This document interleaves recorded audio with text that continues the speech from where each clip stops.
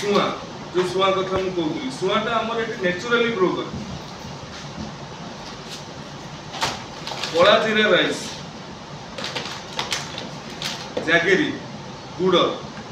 गोटे समय रे आखु चाष रे धामनगर प्रसिद्धि थिला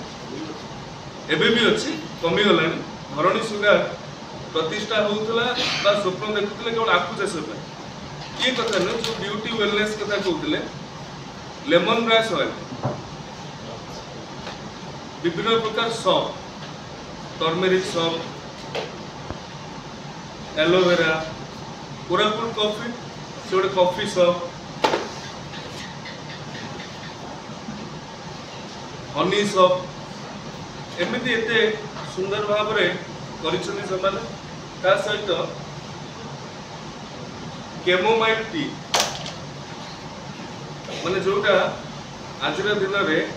विशेषकर इंडियन डायस्पोरा पे यार सबुठ अधिक चाहिदा अच्छे ये कौन जानते ये हूँ महुल चा पूरा प्योर महुल बिल्कुल एतिक टिके चा आपण 2 ग्राम 4 ग्राम गरम पानी पकई पीबे आपण काम करी जाइथिबे दिन सारा